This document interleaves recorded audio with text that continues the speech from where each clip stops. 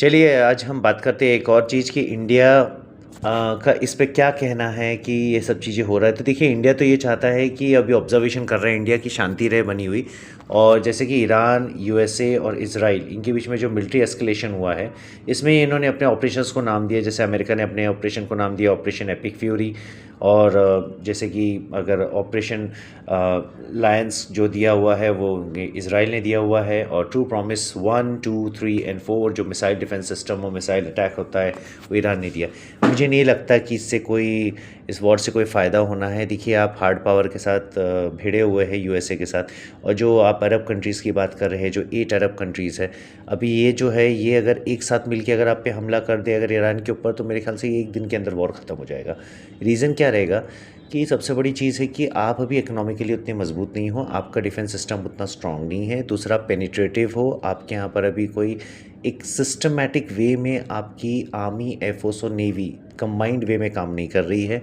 Triad service नहीं है, आपके पास न्यूक्लियर डिटरेंस नहीं है, आपके पास मिसाइल डिफेंस सिस्टम नहीं है जैसे कि इसराइल के पास है।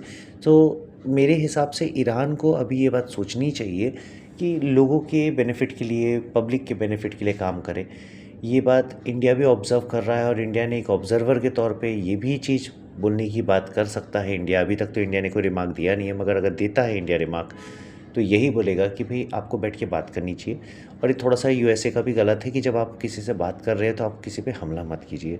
ये आपने उनके पीठ में खंजर घोंपा है। ठीक है, इज़राइल यहूदी है और जो अरब कंट्रीज़ हैं उनके बीच में बहुत पुरानी दुश्मनी है, ये बात मैं समझ सकता हूँ। तो जैसे कि दूसरे जगह पे हमला उन्होंने नहीं किया है, मतलब दूसरी जगह से यूज़ नहीं किया है यूएसए ने जो हमला करवाया है वो इज़राइल से करवाया है, जिससे कि अरब कंट्रीज़ को बोलने के लिए मौका ना मिले। मगर ईरान अरब कंट्रीज़ को निशाना बना रहा है क्योंकि यूएस के जितने भी नेवल बेसिस हैं वो अरब कंट्रीज़ में हैं।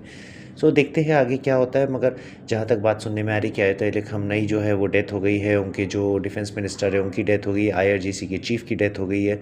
मगर ऐसा अभी तक हम बोल नहीं सकते क्योंकि वॉर्स में क्या होता है, स्पेकुलेटिव होता है।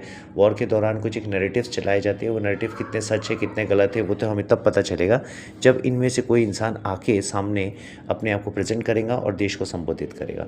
देखते हैं आगे क्या होता है। इसी के साथ मैं आपसे आज्ञा चाहता हूँ। पढ़ते रहिए, आगे बढ़ते रहिए। और जीवन में अगर कभी भी अगर आपको सही जानकारी चाहिए तो हमेशा याद रखिए किताबों से बेहतर जानकारी देने के लिए कोई भी चीज़ उपयुक्त नहीं है। तो कृपया अपना ध्यान रखिए। बहुत बहुत शुभ रात्रि। धन्यवाद।